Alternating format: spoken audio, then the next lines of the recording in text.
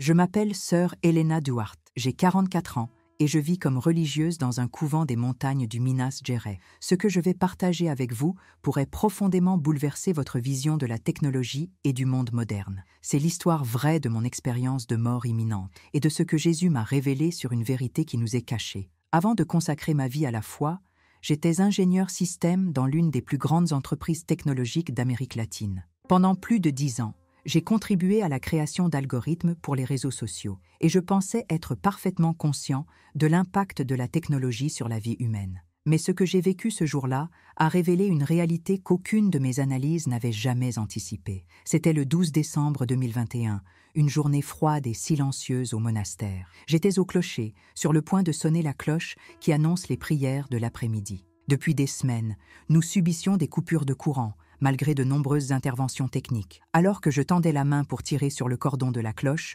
j'ai ressenti une décharge électrique si intense que tout est devenu noir. Un coup soudain, brutal, le silence, juste le silence. Plus tard, j'ai découvert que mon cœur s'était arrêté instantanément. J'étais cliniquement morte pendant 6 minutes, jusqu'à ce que sœur Bernadette me trouve allongée et commence la réanimation cardio-pulmonaire. Tandis qu'elle luttait pour me sauver la vie, une autre religieuse accourut pour appeler à l'aide. Il fallut 12 minutes supplémentaires aux ambulanciers pour me ramener à la vie. Mais durant ces 18 minutes, mon âme a franchi un seuil qui a changé à jamais ma vision de Dieu, des êtres humains et des appareils que nous transportons dans nos poches. Tandis que l'électricité parcourait mon corps, je sentis mon esprit se libérer comme un souffle léger. Aucune douleur, aucune peur, juste une liberté indescriptible. D'en haut, je regardais mon corps inerte gisant sur le sol, tandis que les sœurs pleuraient et priaient autour de moi. Le son de leurs supplications semblait résonner comme des cristaux dans une dimension hors du temps. Mais quelque chose a attiré mon attention. À côté de mon corps immobile, mon téléphone était toujours allumé. L'écran brillait grâce à l'application de prière que j'avais ouverte quelques instants plus tôt. Même après la mort, ce petit rectangle de lumière a continué à attirer mon attention. Un détail apparemment anodin, jusqu'à ce que Jésus m'en révèle la véritable signification. Soudain, tout ce qui m'entourait s'est dissipé comme de la fumée, et j'ai été aspiré dans quelque chose que je ne peux décrire avec des mots ordinaires. Un tunnel de lumière vivante et pulsante qui semblait posséder sa propre conscience. J'avais lu de nombreux récits d'expériences de mort imminente, mais rien, absolument rien, n'aurait pu me préparer à ce que j'allais vivre. Cette lumière n'était pas seulement de la lumière, c'était de l'amour pur, c'était la vérité absolue, c'était la compréhension sans jugement. Pour la première fois, j'ai compris profondément ce que la Bible veut dire lorsqu'elle dit « Dieu est lumière ». 1 Jean 1,5.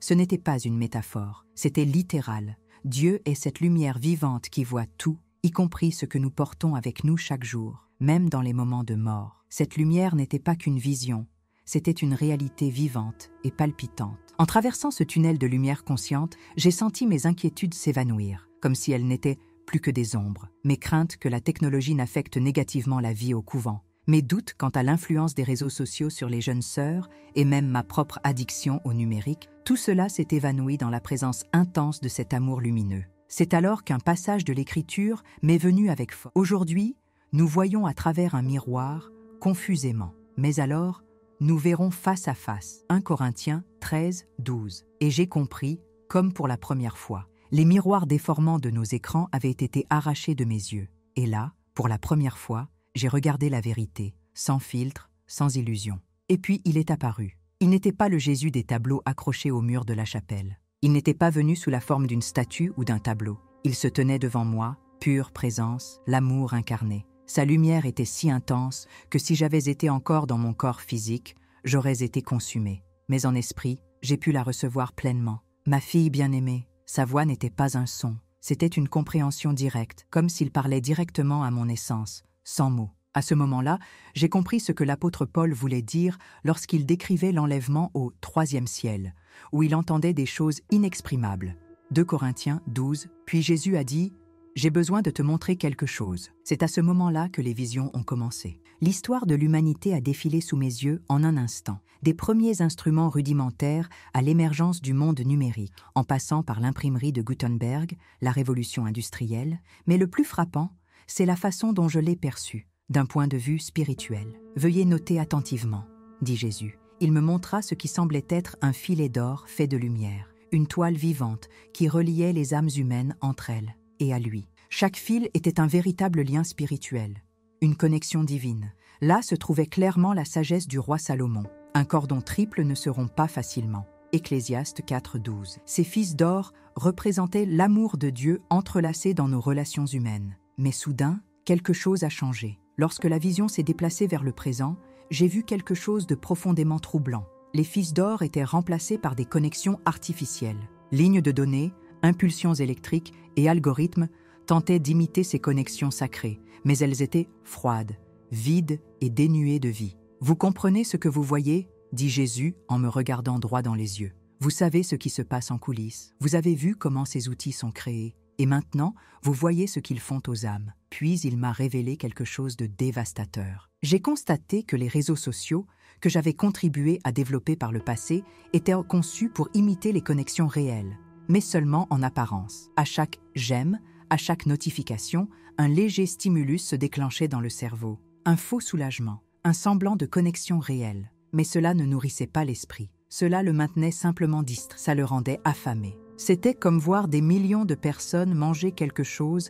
qui ressemblait à de la nourriture, mais qui n'était pas nourrissant. Un soulagement instantané, une faim éternelle. La vue a encore changé. J'ai vu des foules entières, le visage baigné par la lumière froide de leurs appareils. Leurs yeux étaient vitreux, leurs mains étaient affairées. Mais le plus effrayant, c'était la lumière spirituelle qui les habitait. Elle s'estompait, petit à petit, silencieusement. « Voyez-vous ce qu'ils font à mes enfants ?» Jésus m'a demandé, avec une profonde tristesse dans la voix de son âme. Il y avait une tristesse infinie dans les yeux de Jésus, une douleur silencieuse, comme si chaque âme distraite par les écrans était une plaie ouverte dans son cœur. Il m'a montré quelque chose d'encore plus profond. L'esprit humain a été créé pour vibrer en harmonie avec la lumière divine. Que votre lumière brille ainsi devant les hommes. Matthieu 5:16, me rappela-t-il. Mais la lumière artificielle des appareils générait des interférences invisibles, détournant les âmes de leur véritable but. Faites attention, dit-il d'un air ferme. Suivant son exemple, j'ai perçu avec une douloureuse clarté les mécanismes spirituels qui sous-tendent chaque interaction sur les réseaux sociaux. Les gens recherchaient la connexion, l'approbation, l'amour, tout ce que Dieu voulait qu'ils trouvent en lui et partagent avec les autres. Mais au lieu d'une véritable nourriture, on leur a donné des miettes numériques. C'étaient des expériences fugaces qui semblaient satisfaisantes, mais qui laissaient un vide encore plus grand dans leur âme. Vous souvenez-vous de l'époque où vous développiez des systèmes de notification ? Demanda Jésus. Mon âme tremblait, je me souvenais, et à cet instant, j'ai ressenti un poids écrasant. Je croyais aider le monde à se connecter, mais ce que j'ai vu ensuite a brisé mon illusion. Jésus m'a montré ce qui se cachait derrière chaque alarme, chaque vibration de téléphone portable. Les larmes aux yeux, j'ai constaté comment chaque notification créait une petite rupture spirituelle, une déviation, un éloignement du moment présent et de la présence de Dieu. Chaque fois que quelqu'un regarde son téléphone pendant une seconde, il rejette une invitation divine, il a dit. C'est alors qu'est arrivée la révélation qui m'a fait pleurer comme jamais auparavant. Jésus m'a montré combien de prières n'étaient jamais dites, combien de supplications se perdaient dans le silence, parce que, dans les moments de peur, de doute ou d'angoisse, au lieu de s'agenouiller, les gens prenaient leur téléphone portable. Au lieu de la foi, ils choisissaient la distraction. Et puis, avec une gravité qui résonne en moi encore aujourd'hui, il a dit « Mes enfants ont construit une nouvelle tour de Babel, mais ce n'était pas une tour de pierre ou de briques. Elle était faite de codes, de données et d'illusions. Invisible à l'œil nu, elle était réelle en esprit. Comme par le passé, les êtres humains tentèrent d'atteindre le ciel par leur propre force. Mais cette fois, ce n'étaient pas les langues qui les séparaient, mais des couches de réalités artificielles. Ce que j'ai vu ensuite m'a paralysé. La guerre spirituelle n'était pas terminée. Elle avait juste changé de décor. Les forces des ténèbres avaient adapté leur stratégie au monde numérique. Jésus m'a montré comment les esprits de peur, de comparaison et de désespoir infiltraient les réseaux sociaux. Comment ils manipulaient les algorithmes pour atteindre les âmes les plus vulnérables. J'aime, commentaires, j'aime. Tout était utilisé comme appât pour semer l'insécurité, la vanité et le mensonge. C'est pourquoi il est écrit « Soyez sobres, veillez, car votre ennemi, le diable, rôde comme un lion rugissant, cherchant qui il dévorera. » 1 Pierre 5:8. Jésus marqua alors une pause, et ce qu'il dit ensuite me fit froid dans le dos. Aujourd'hui, ce rugissement vient souvent du son d'une notification. La douleur était palpable dans sa voix, mais il ne s'arrêta pas là. « Je veux te montrer quelque chose d'encore plus sérieux. » Il a dit, « Quelque chose qui empêche mes enfants d'entendre ma voix. » C'est à ce moment-là qu'il a mentionné Élie. Vous souvenez-vous, le Seigneur n'était pas dans le vent, ni dans le tremblement de terre, ni dans le feu, mais dans le murmure silencieux. 1 Roi 19, 11-12. Et puis Jésus m'a regardé avec tendresse et fermeté. « Dis-moi, ma fille, comment pourront-ils entendre mon murmure s'il n'y a jamais de silence ?» Une profonde tristesse s'est emparée de mon esprit. J'ai vu comment l'esprit humain était reprogrammé, lentement mais de manière dévastatrice, par des stimuli numériques incessants. Jésus m'a montré un cerveau humain dont les connexions neuronales étaient modifiées en temps réel par le flux constant d'Internet. Ces synapses, autrefois conçues pour la réflexion profonde et la contemplation spirituelle, étaient entraînées à des réponses rapides et fragmentées, déconnectées de l'essence. Et puis, j'ai vu la scène la plus effrayante de toutes. Devant moi, une réalité future possible s'est présentée. Un monde où les êtres humains étaient tellement habitués à l'avalanche de stimuli numériques qu'ils étaient devenus incapables de percevoir le sacré. L'âme anesthésiée, l'esprit engourdi. J'ai vu des enfants naître dans un monde sans silence. Enfants d'une génération qui n'a jamais connu la pause, l'écoute ou le silence. J'ai vu comment ce manque de silence a brisé,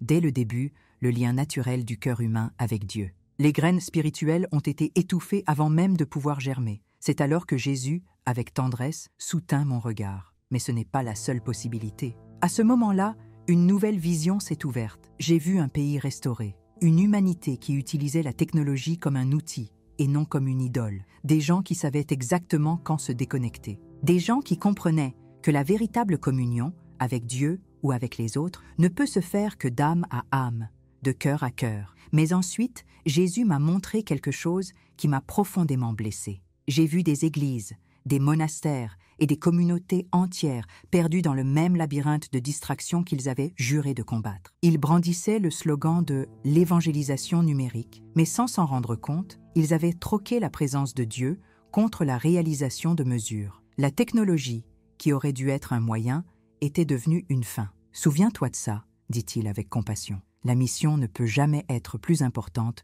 que la communion avec moi. » Le nouveau culte numérique. Ils pensent qu'ils pêchent des âmes, dit Jésus, se référant à l'appel qu'il a lancé aux apôtres. Mais nombreux sont ceux qui jettent leurs filets dans des mers numériques vides. C'est alors qu'il m'a révélé une réalité spirituelle qui, selon lui, devait guider ma mission à mon retour. L'idolâtrie numérique. Il ne s'agissait pas seulement du temps passé sur nos appareils. Il s'agissait de quelque chose de plus subtil, le remplacement progressif de la dévotion à Dieu par la dévotion au numérique. Les questions qu'ils m'ont posées un jour, il a dit, se font désormais sur téléphone portable.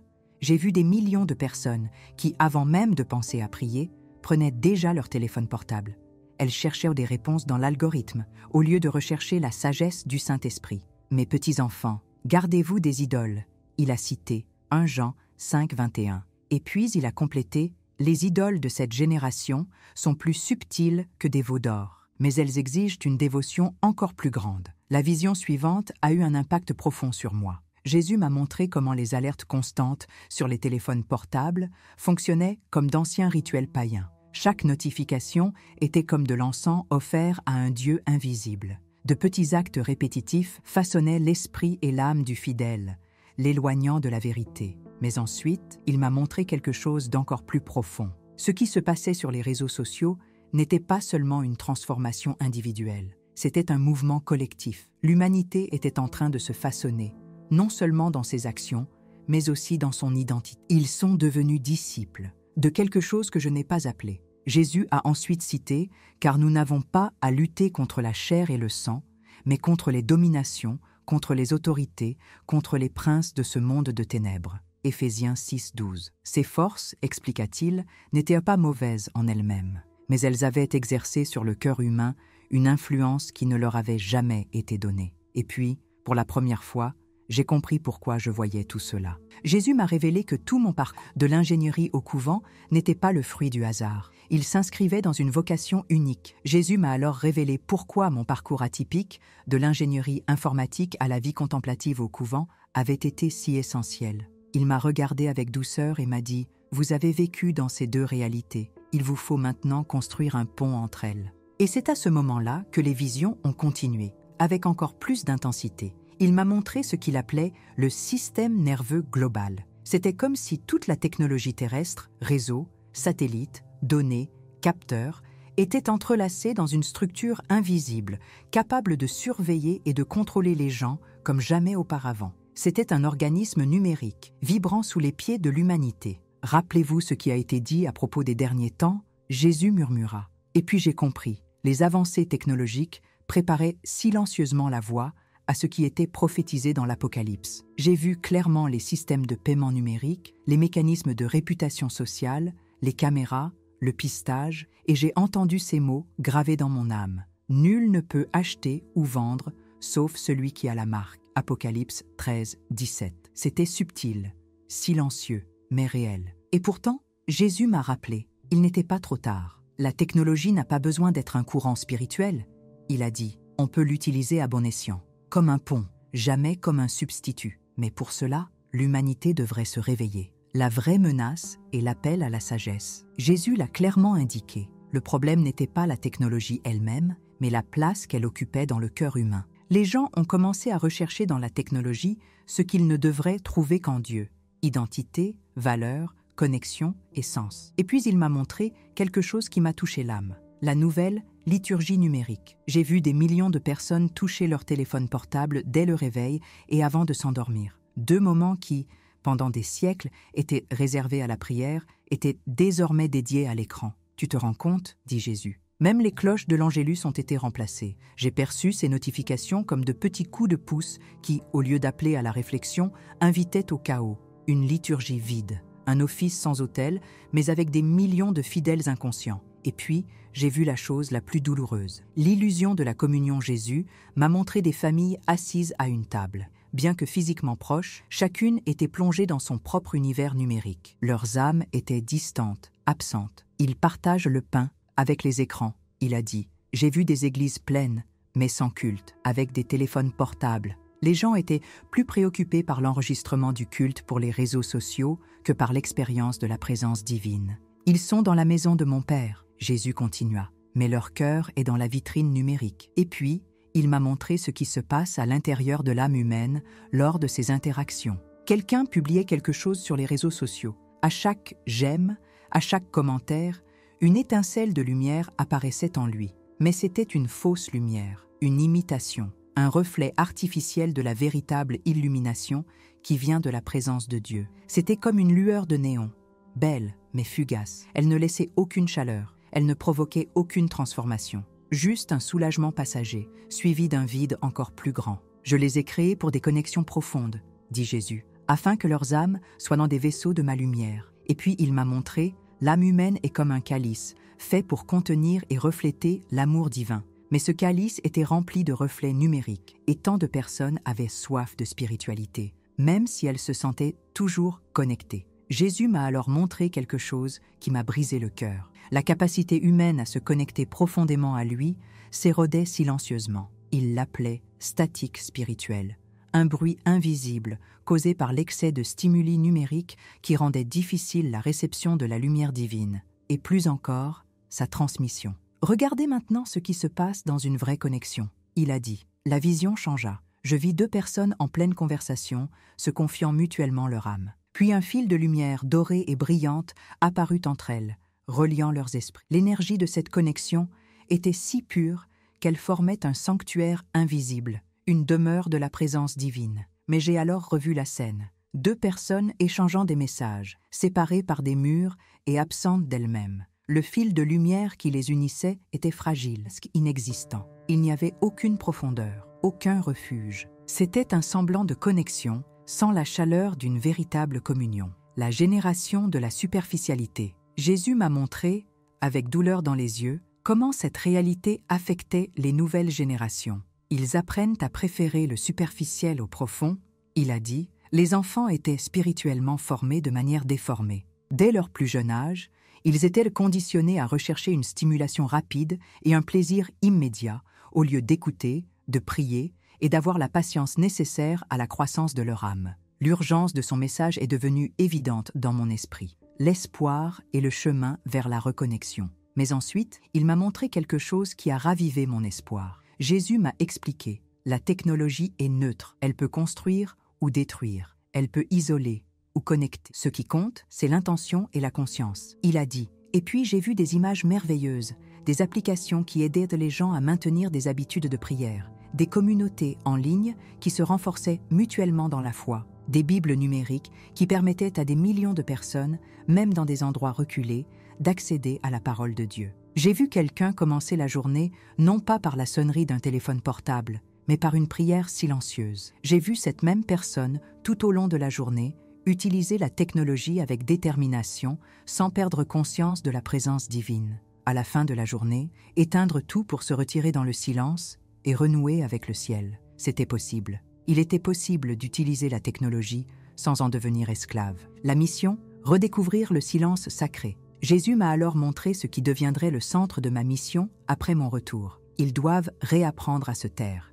Il a dit. Les paroles du psaume 46 résonnaient dans mon âme. Soyez tranquilles et sachez que je suis Dieu. J'ai vu des pratiques et des chemins de guérison pour restaurer la santé de l'âme en cette période d'hyperconnexion. J'ai compris l'importance de jeûnes numériques, des moments réguliers de séparation des appareils afin que les âmes puissent se reconnecter au sacré. Au moment où je me retirais dans le désert pour prier, dit Jésus, mes enfants ont également besoin de passer du temps loin des distractions numériques. J'ai vu des familles dîner ensemble, sans téléphone portable à table. J'ai vu des églises qui créaient un espace sacré déconnecté, où les fidèles laissèrent leurs appareils à l'extérieur, afin de pouvoir s'abandonner complètement à la présence de Dieu. La technologie comme serviteur, pas comme maître. Finalement, Jésus m'a montré quelque chose d'une beauté unique, une image qui scellerait tout ce que j'avais appris. La technologie, lorsqu'elle est utilisée à bon escient, pourrait être un pont vers le divin, et non un obstacle. Elle a été créée pour servir l'homme, et non pour le dominer.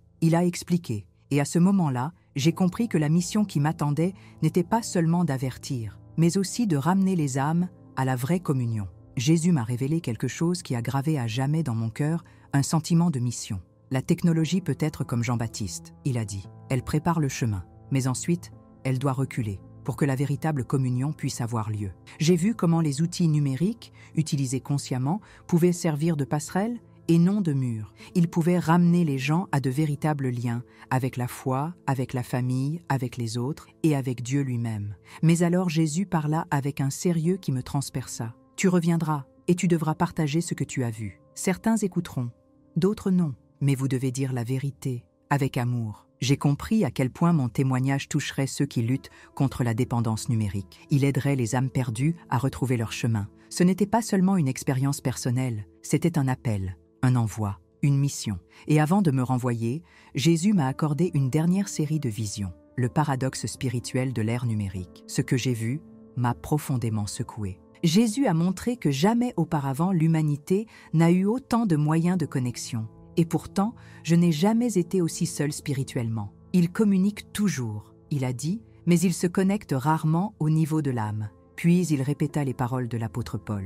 Ils apprennent toujours, mais ils ne parviennent jamais à la connaissance de la vérité. 2 Timothée 3,7. C'est à ce moment-là qu'il m'a révélé quelque chose de profond. L'attention est une forme de prière. L'attention humaine est une offrande, une dévotion. Là où se trouve votre attention, là se trouve votre autel. Il a dit, et puis les paroles de Matthieu 6, 21 ont éclairé mon cœur. Car là où est ton trésor, là aussi sera ton cœur. Soudain, j'ai compris.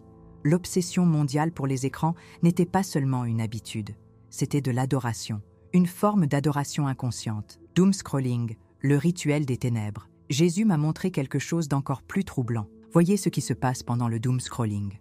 Il a dit, j'observais des foules parcourir sans fin les fils d'actualité, les vidéos et les publications. Chaque glissement de doigts projetait une brume sombre sur leurs âmes, éteignant lentement leur lumière intérieure. C'était un rituel moderne, une sorte d'autophagie spirituelle. Ils pensent qu'ils s'informent.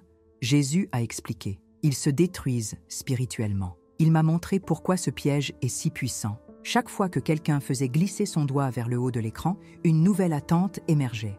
Vais-je maintenant trouver quelque chose de significatif, une connexion, un sens? Celui-là recherche anxieuse de quelque chose de vrai, activer ma part d'Alma, qui devrait être utilisée pour chercher Dieu. Mais au lieu d'être épanouis, les gens ne trouvaient qu'un vide toujours plus grand. La différence entre la recherche numérique et la prière. Jésus m'a montré le contraste le plus frappant de tout le voyage. D'un côté, j'ai vu quelqu'un plongé dans les réseaux sociaux, pris dans un cycle sans fin d'anticipation et de frustration. Chaque interaction numérique nourrissait son désir, mais ne le satisfaisait jamais. De l'autre côté, j'ai vu une femme agenouillée, silencieuse, profondément dévouée à la prière. La lumière qui l'entourait s'amplifiait à chaque seconde. Son intérieur se transformait. Elle était enveloppée d'une douce chaleur, d'une clarté vivante. Elle se connectait à quelque chose de réel, d'éternel. Voyez la différence, dit Jésus. L'interaction numérique bouleverse, la prière transforme. Tandis que l'âme numérisée devenait agitée,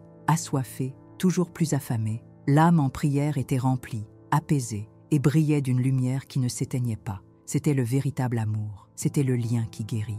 Jésus m'a finalement montré quelque chose qui résonnerait comme le centre de ma mission à mon retour. L'humanité est en train de perdre la capacité d'attendre. J'ai vu comment la gratification instantanée, si courante dans le monde numérique, avait érodé quelque chose d'essentiel à l'âme, la patience spirituelle. Mes enfants ont oublié ce que c'est que de m'attendre, dit Jésus tristement. Les gens troquettent les processus complexes, ceux qui exigent du temps, du silence, de l'abandon, contre des réponses rapides et superficielles. La foi était remplacée par la hâte, la confiance dans le timing de Dieu, contre l'urgence d'un simple effleurement d'écran. La génération de la pression spirituelle. Il me traite comme quelqu'un qui cherche des réponses, il a dit, comme si la prière était une transaction immédiate et non un voyage de confiance. À ce moment-là, j'ai compris quelque chose de profond. Cette soif de réponse instantanée empêchait le développement de forces spirituelles qui ne se forment que par l'attente, par la recherche persistante, par le silence confiant. Jésus m'a alors montré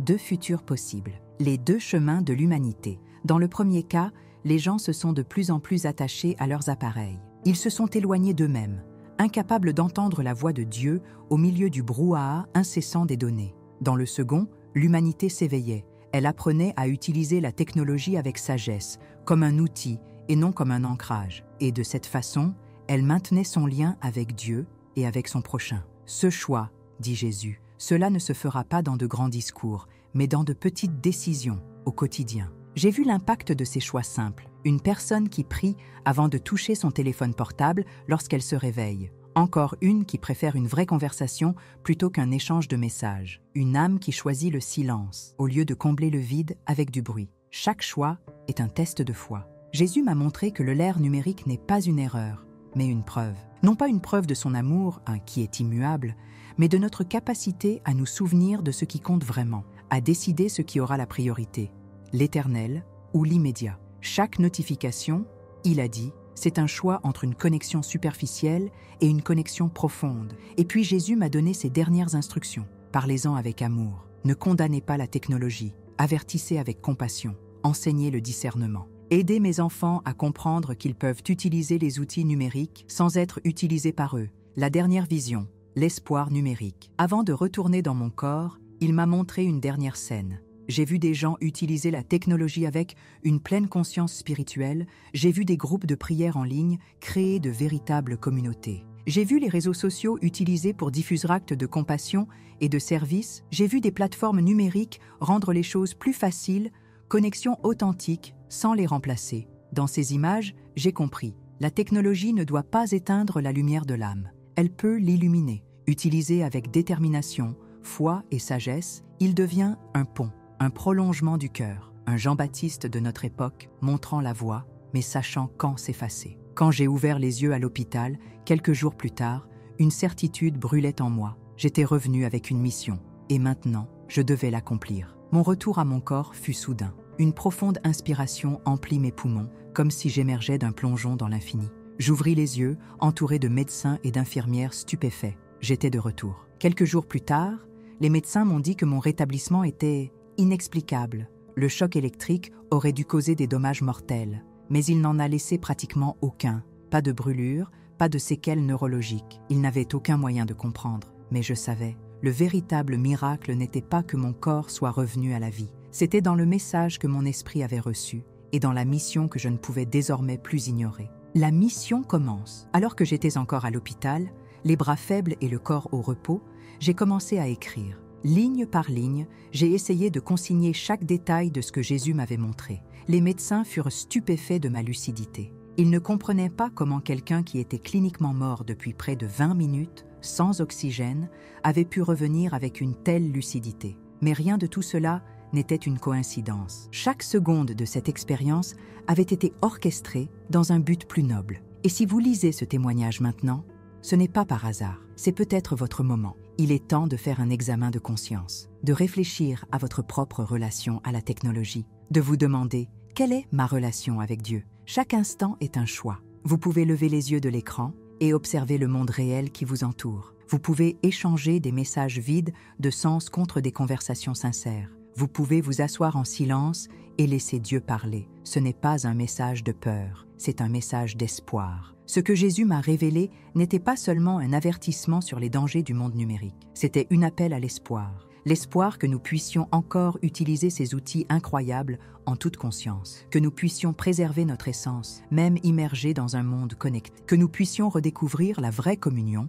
entre nous et avec le Créateur. Jésus m'a montré que la technologie peut servir la lumière. Elle peut amplifier le bien, elle peut être un canal de guérison, d'empathie et de soutien. Mais la plus grande leçon de toutes était la suivante. L'amour demeure, toujours. La lumière de l'amour de Jésus pour nous est inébranlable. Aucune distraction, aucun algorithme, aucun écran ne peut l'éteindre. Mais il reste une question à laquelle il faut encore répondre. Sommes-nous prêts à faire taire nos appareils assez longtemps pour entendre sa voix? La réponse est entre nos mains.